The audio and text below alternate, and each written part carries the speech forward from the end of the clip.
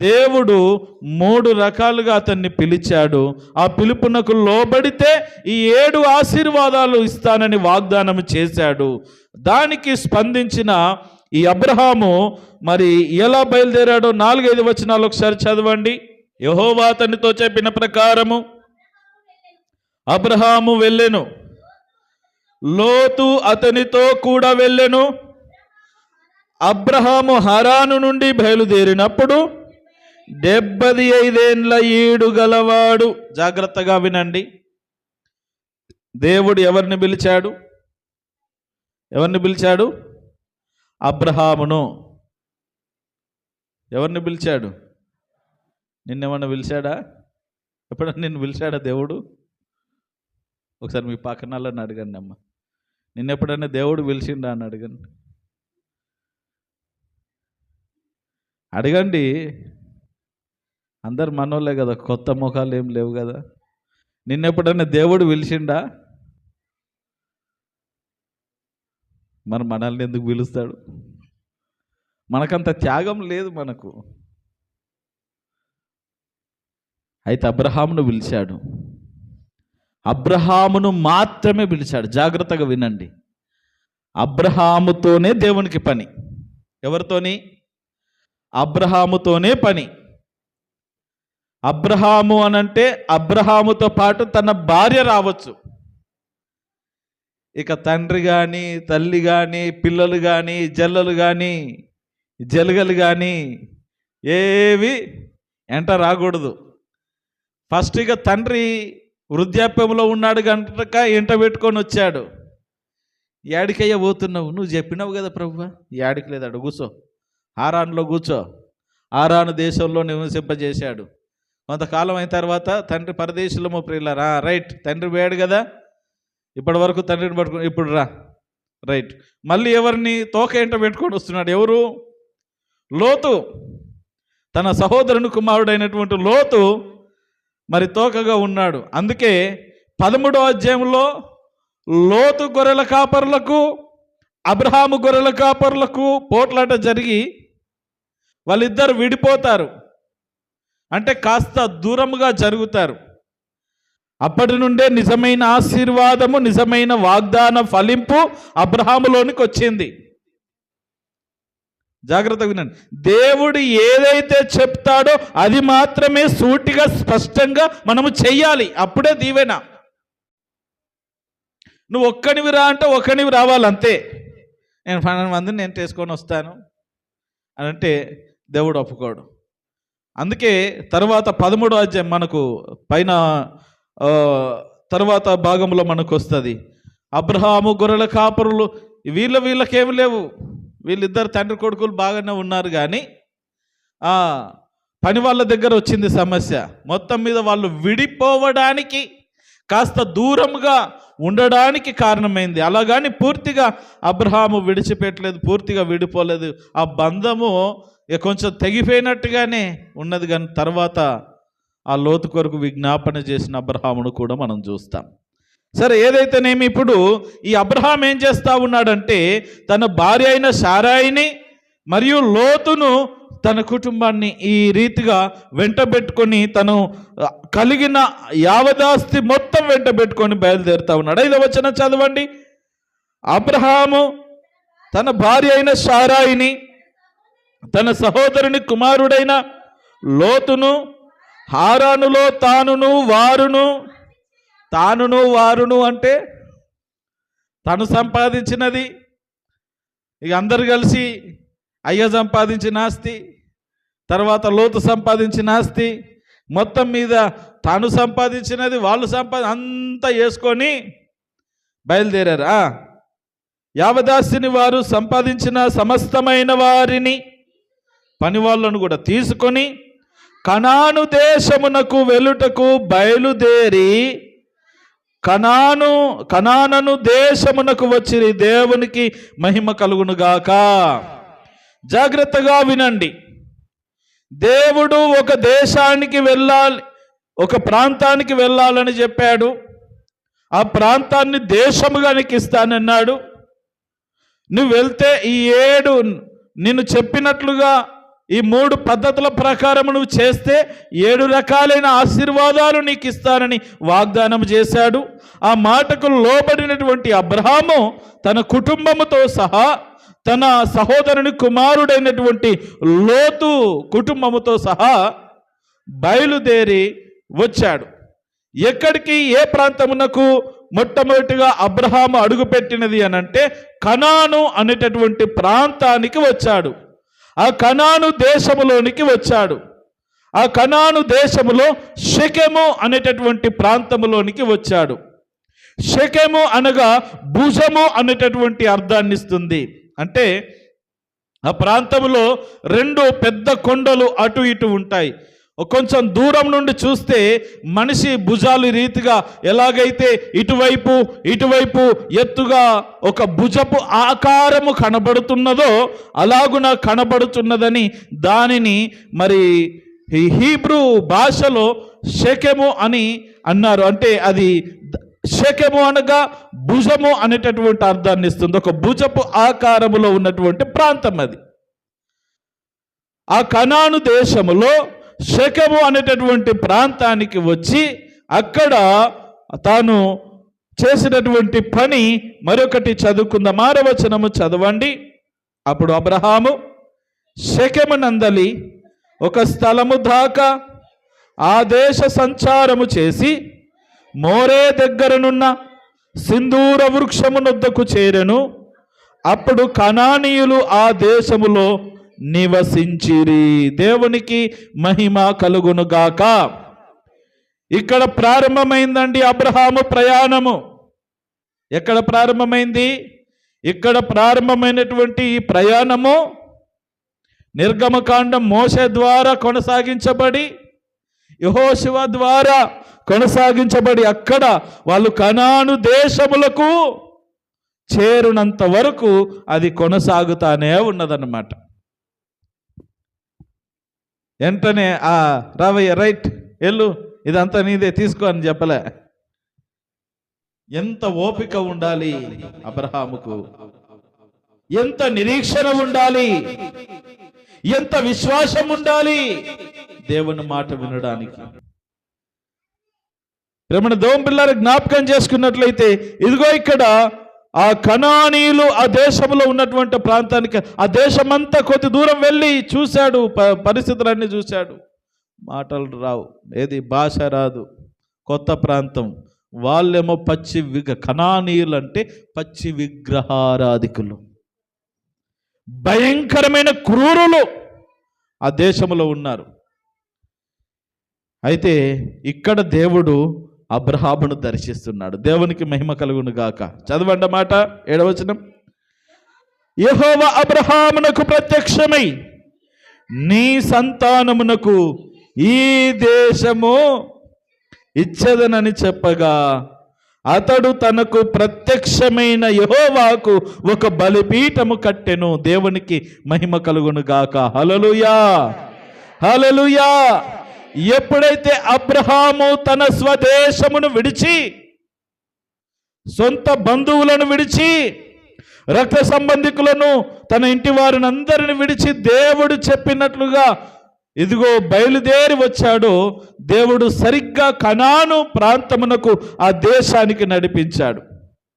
అయితే అప్పటికీ అక్కడ ప్రజలు ఉన్నారు, కనానీయులు అని అంటారు వాళ్ళను. కనానీయులు వాళ్ళు ఉన్నారు. వాళ్ళు దుష్ట స్వభావము, క్రూరమైన పాపభూషమైన స్వభావము కలిగిన వారు. ఎవడన్నా అడ్డొచ్చాడంటే వేసేయడమే వాళ్ళకు తెలుసు, ఇంకోటి తెలియదు. ఇక అంత క్రూర స్వభావం కలిగినటువంటి మనుషుల మధ్యలోనికి వచ్చాడు అబ్రహాం. అప్పుడు దేవుడు ప్రత్యక్షమై, ఇక్కడ ప్రత్యక్షమయ్యాడు అనే మాట వ్రాయబడింది. పైన మనము దేవుడు తనతో మాట్లాడాడు, ఇక్కడ ప్రత్యక్షమయ్యాడు అంటే నిజంగా కనబడ్డాడో, తన స్వరాన్ని వినిపించాడో. వాస్తవానికి దేవుని యొక్క ప్రత్యక్షత 18వ అధ్యాయంలో అబ్రహాము కనబడినట్లుగా మనం చూస్తాం. సరే, మొత్తం మీద దేవుని సన్నిధి అతనికి ప్రత్యక్షమై అతనితో మాట్లాడుతూ ఉన్నది. అబ్రహామా, ఇదిగో ఈ దేశాన్ని నీకు ఇవ్వబోతూ ఉన్నాను. హల్లెలూయా. నువ్వు ఏ ప్రాంతంలో ఏ భూభాగంలో నువ్వు నిలబడ్డావో ఈ దేశమంతటిని నీకు ఇచ్చేస్తా ఉన్నాను. ఎలా ఇస్తావు ప్రభువా? వీళ్ళందరూ ఎలాంటి, ఇప్పుడు చూడండి, అక్కడ నుండి వచ్చాను నేను, ఈ ప్రాంతంలోకి వెళ్ళమన్నాడు, వెళ్ళాను. ఇప్పుడు దేవుడు కనుక పాస్టర్ గారు ఇప్పుడు ఈ ఊరంతా నీకు ఇచ్చేస్తున్నా అన్నాడు అనుకో, నాకు ఎట్టుంటుంది చెప్పండి? నేను ఇప్పుడు చెప్తాను, అమ్మా దేవుడు ఊరు ఇచ్చేస్తానంటున్నాడు దేవుడు నాకు, మీరు అందరు కాల్ చేసేయాలి అంటాను. ఇప్పుడు మీ సమాధానం చెప్పండి, మీ రెస్పాన్స్, మీ డైలాగులు చెప్పండి. ఇప్పుడు సరిగ్గా అదే జరిగింది అక్కడ. అర్థమైందా? అబ్రహాముకు ఏమీ తెలీదు, ఆ ప్రాంతం ఎలా ఉంటుందో, మనుషులు ఎలా ఉంటారో, భాష ఎలా ఉంటుందో ఏమీ తెలీదు. ఆ ప్రాంతానికి తీసుకెళ్ళాడు, 2-3 రోజులు తిరిగాడు. అక్కడ దేశ సంచారం చేసి అని వ్రాయబడింది. ఆ దేశమంతా తిరిగాడు కొన్నాళ్ళు. బాగుంది, సూపర్, గార్గ్యపురం ఏం సూపర్ ఉంది, రైట్, నచ్చిందా? నచ్చింది ప్రభువా, రైట్. ఇదే నీ దేశం, ఇక ఈ దేశాన్ని నీకు ఇచ్చేస్తున్నాను పో. ఈ దేశాన్ని నాకు ఇవ్వాలంటే, ఇప్పుడు అబ్రహాముకు ఆ దేశాన్ని ఇవ్వాలంటే అందులో ఉన్న కనానీయులందరినీ ఖాళీ చేసేయాల.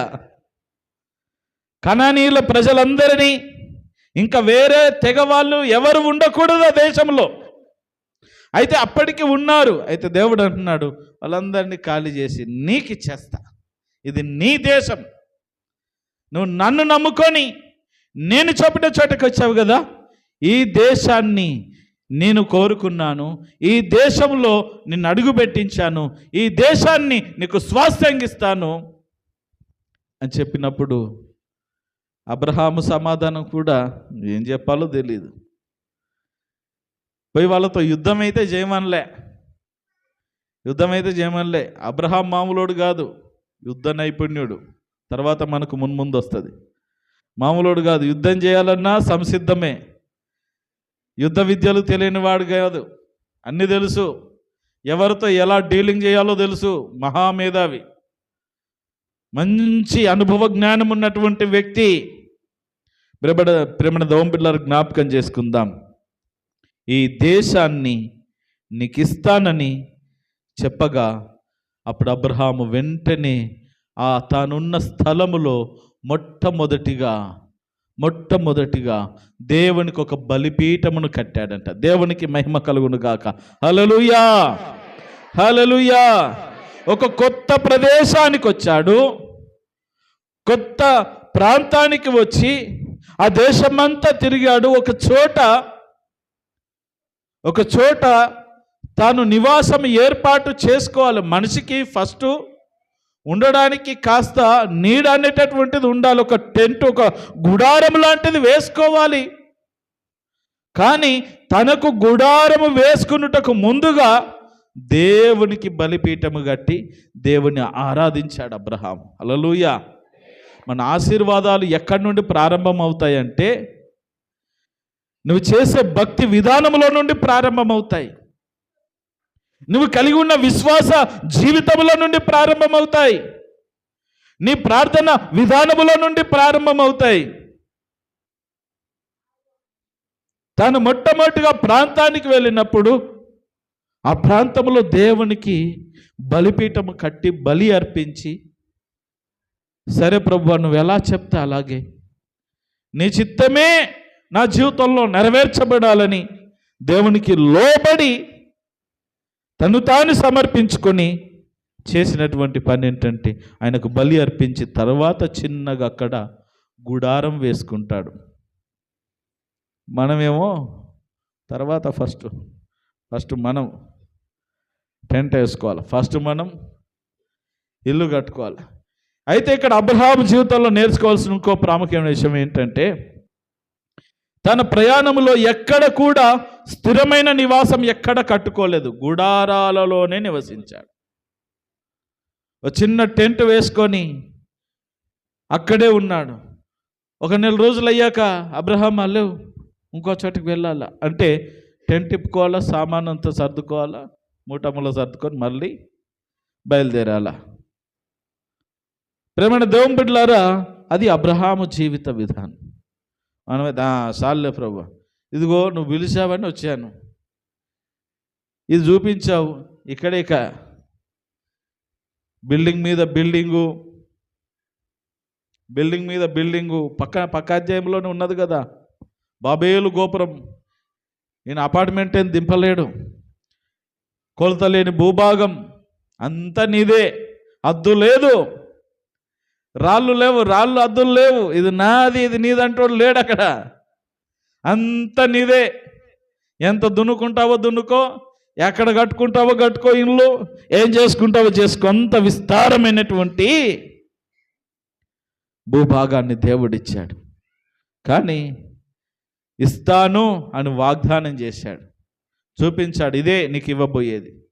ఆ దినము, ఆ టైము, ఆ సమయం వచ్చేంత వరకు నువ్వు వేచి ఉండాలి అని చెప్పి అతనికి ఈ ప్రత్యక్షమైనటువంటి సందర్భాన్ని చూస్తూ ఉన్నాం. ప్రేమన దోంబిడ్లార వెంటనే అబ్రహాము తనకు బలిపీఠము కట్టి దేవునికి అక్కడ దేవుని ఆరాధించాడు. 8వ వచనము చదవండి ఒకసారి. అక్కడ నుండి అతడు బయలుదేరి బేతేలునకు తూర్పుననున్న కొండకు చేరి పడమటనున్న బేతేలుకును తూర్పుననున్న హాయికిని మధ్యను గుడారము వేసి అక్కడ యెహోవాకు బలిపీఠము కట్టి యెహోవా నామమున ప్రార్థన చేసెను. హల్లెలూయా. బలిపీఠము కట్టాడు, దేవునికి ప్రార్థన చేస్తున్నాడు. అబ్రహాము ఆశీర్వాదానికి మూలమైన కారణాలు ఇవే. ఎక్కడికి వెళ్ళినా, ఏ ప్రాంతానికి వెళ్ళినా మొట్టమొదట దేవునికి ఒక బలిపీఠము కట్టి బలి అర్పించాలి, అక్కడ ప్రార్థన చేయాలి. బలిపీఠము ప్రార్థన. ఈ స్థితి అబ్రహాములో ఉన్నందుననే అబ్రహామును దేవుడు సమృద్ధిగా ఆశీర్వదించాడు. ఈ రోజున ఈ లక్షణాలు నీలో ఉంటే నిన్ను కూడా అబ్రహాము వలె, అబ్రహామును బట్టి నిన్ను కూడా దీవిస్తాడు. ఎందుకంటే 7వ ఆశీర్వాదం ఏంటంటే నీ మూలముగా సమస్త భూమి మీదనున్న సమస్త వంశాలను నేను దీవిస్తాను. మనం కూడా అబ్రహాములాగా చేస్తే, మనం కూడా అబ్రహాములాగా విశ్వాసం ఉంచితే, మనం కూడా అబ్రహాములాగా దేవుడికి ప్రార్థన చేస్తే దేవుడు మనలను కూడా దీవిస్తాడు. ప్రేమన దోంబిళ్ళ జ్ఞాపకం చేసుకుందాం. ఇక్కడ అబ్రహాము ఆ షెకెము నుండి, ఆ కనాను దేశంలో ఉన్న ప్రాంతం ఒకటి షెకెము, ఆ షెకెములో దేవునికి బలిపీఠము కట్టి బలి అర్పించాడు. అక్కడ నుండి కొంచెం దూరము బయలుదేరి బేతేలు అనే ప్రాంతానికి వచ్చాడు. ఆ బేతేలుకు ఇంకొంచెం దూరం వెళ్తే హాయి వస్తుంది. ఈ రెండు ప్రాంతాలకు మధ్యలో తన గుడారం వేసుకొని అక్కడ దేవునికి మరలా బలిపీఠం కడతా ఉన్నాడు. తర్వాత 9వ వచనంలో వ్రాయబడినటువంటి మాట, అబ్రహాము ఇంకా ప్రయాణము చేయుచు దక్షిణ దిక్కుకు వెళ్ళెను. హల్లెలూయా. ప్రయాణము ఆగలేదు, సాగుతా ఉన్నది. ఎక్కడ అబ్రహాము జీవితంలో ఇదిగో తన 75 ఏళ్ల ప్రాయములో ప్రారంభించబడిన తన ప్రయాణము తుది శ్వాస విడిచే వరకు సాగుతానే ఉన్నది. మన ప్రయాణము కూడా ఒక రోజుతో ముగించేటటువంటిది. కానీ ఈ భూమి మీద నువ్వు ప్రయాణం చేస్తే రైలు ఎక్కితేనో, బస్ ఎక్కితేనో, ఫ్లైట్ ఎక్కితేనో కొన్ని గంటల వరకు చేరుతావనేటువంటిది, ఒక గమ్యస్థానానికి చేరుతావనేటువంటిది ఉంటుంది. ఈ జీవిత ప్రయాణము, ఈ క్రీస్తు కొరకైనటువంటి ప్రయాణము నీ జీవితాంతము. ఆ జీవితము ఎప్పటి వరకో మనకే తెలీదు, ఆయన ఇష్టం అది. ఒకటి, అందుకే అపోస్తుడైనటువంటి పౌలు చెప్పినటువంటి మాట, బ్రతుకుట క్రీస్తే, చావైతే లాభమే. అంటే బ్రతుకుతే క్రీస్తు కొరకే బ్రతుకుతా, చస్తే లాభం ఏంటి? క్రీస్తు దగ్గరనే ఉంటా. అలాగుననే మన జీవిత వైఖరి ఉండాలి. అలాగుననే మన ఆత్మీయ జీవన ప్రయాణము ఉండాలి.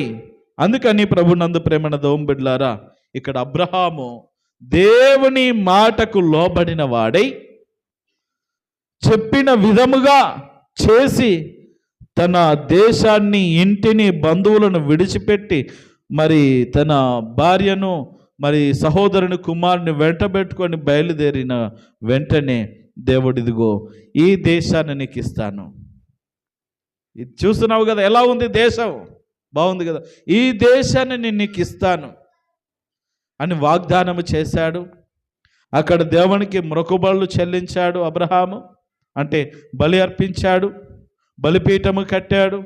తర్వాత జ్ఞాపకం చేసుకున్నట్లయితే ఈ బేతేలుకు హాయికి మధ్యలో ఉన్నటువంటి ప్రాంతంలో అక్కడ దేవునికి బలిపీఠము కట్టి అక్కడ ప్రార్థనలు చేసి అక్కడ కొంతకాలము డేరా వేసుకొని, గుడారం వేసుకొని కొంతకాలము నివాసము చేసి ఇంకా ప్రయాణము చేయిచు దక్షిణ దిక్కునకు వెళ్తా ఉన్నాడు. ఇక మనం 10వ వచనం నుండి 20వ వచనంలో ఇంకొక అద్భుతమైనటువంటి సందర్భం ఉంటుంది. అది వచ్చే వారం మనం నేర్చుకుంటాం. దాంట్లో ఏంటంటే ఆ దేశములో కరువు వచ్చినందున ఇంకా ప్రయాణం సాగుతూ ఉన్నది. మరి ఏ దేశంలో అయితే ఉన్నాడో దేశంలో కరువు వచ్చినందున మరి ఇక కరువు తట్టుకోలేనటువంటి పరిస్థితుల్లో ఐగుప్తు దేశానికి వెళ్ళవలసి వచ్చింది. ఐగుప్తు దేశానికి వెళ్ళవలసి వచ్చినటువంటి పరిస్థితుల్లో అక్కడ ఒక సందర్భము జరిగింది. శోధనలు వచ్చాయి. మామూలుగా మనం అనుకుంటాం దేవుడు చెప్పాడు కదా, ఇక దేవుడు చూసుకుంటాడులే. దేవుడు చూసుకునే మాట వాస్తవమే, కానీ దేవుని కొరకు, దేవుని మాట కొరకు, దేవుని వాగ్దానము కొరకు కనిపెట్టుకొని అబ్రహాము పడిన పాటలు, తిప్పలు ఇన్నన్ని కావు. కొన్నిసార్లు ప్రాణం రిస్కులో పెట్టవలసి వచ్చింది. కుటుంబాన్ని రిస్కులో పెట్టవలసినటువంటి పరిస్థితులు వచ్చాయి. కొన్నిసార్లు ఇక ఈ దేవుడొద్దు, ఇక ఈ దేవునితో ప్రయాణం వద్దు, అసలు ఏది వద్దు, ఇక అన్ని వదిలిపెట్టేసి నా బ్రతికేదో బ్రతుకుతా లేకపోతే చస్తాననేటువంటి పరిస్థితులు కూడా అబ్రహాము జీవితంలో ఎదురయ్యాయి. కానీ ఎన్నడూ కూడా నీతి తప్పి ప్రవర్తించలే, దేవుని కాదని వెళ్ళిపోలే. దేవుని మాటను గట్టిగా ఏనాడైతే తీర్మానం చేసుకొని నేను దేవుని కొరకు బ్రతుకుతాను, దేవుడు చూపించిన మార్గంలో నడుస్తాను, దేవుడు చూపించిన ప్రాంతానికి వెళ్తానని తీర్మానము చేసుకున్న తీర్మానాన్ని చేతబట్టుకున్నాడో అది తుది శ్వాస విడిచేంత వరకు అబ్రహాము కొనసాగించాడు. అందుకే అబ్రహామును దేవుడు సమృద్ధిగా ఆశీర్వదించాడు.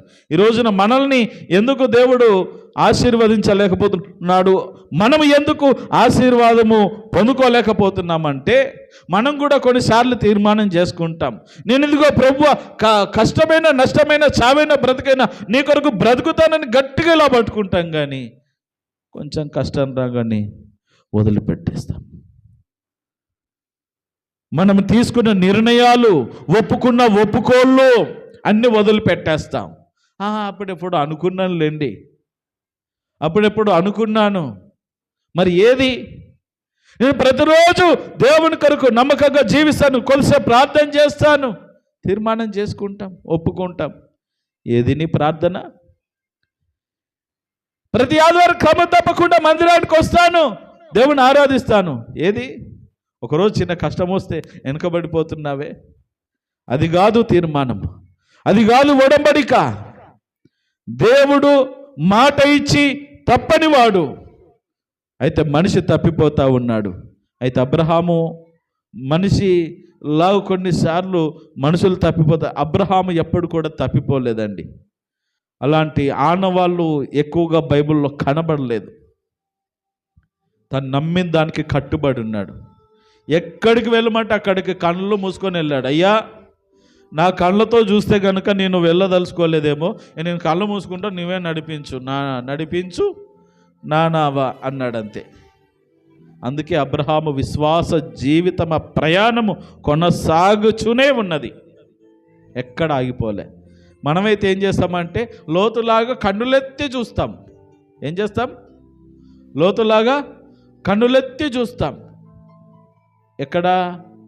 అక్కడేమున్నది, ఇక్కడేమున్నది, ఎక్కడ ఫెసిలిటీ బాగున్నది, ఎక్కడ బాగుంటుంది, ఎక్కడ మంచి ఫుడ్ దొరుకుతుంది, ఎక్కడ మంచి శ్రేష్టమైన ఈవులు దొరుకుతాయి, వాటిని మనం వెతుకుతాం. ప్రేమణ దోంబిడ్లారా, అబ్రహాము దేవుని చూశాడు, దేవుని నమ్మాడు, దేవునిలో నడిచాడు. లోతు, ఇక మనం తర్వాత వస్తుంది పాఠం, లోతేమో లోకాన్ని చూశాడు, లోకంలో కలిసిపోయాడు. అందుకే జీవితం అంతా లోకానుసారంగా అయిపోయింది. అయితే మనం వారి వల్లే ఉండొద్దు, ఈ లోతు వల్లే ఉండకూడదు, కానీ అబ్రహాము వల్లే, ఇదిగో నీవు చూపించే దేశానికి నేను వస్తాను, నువ్వు ఎక్కడికి రమ్మంటే అక్కడికి వస్తాను, నువ్వేది చేయమంటే అది చేస్తాను, నీ పిలుపునకు నేను విధేయుడని అవుతున్నాను, నువ్వు చెప్పినట్లుగా నేను బ్రతుకుతాను ప్రభు అని ఒక తీర్మానం చేసుకున్నట్లయితే ఆశీర్వాదాలు నీ సొంతం అవుతాయి. తలలు వంచండి, కళ్ళు మూసుకోండి ప్రతి ఒక్కరు.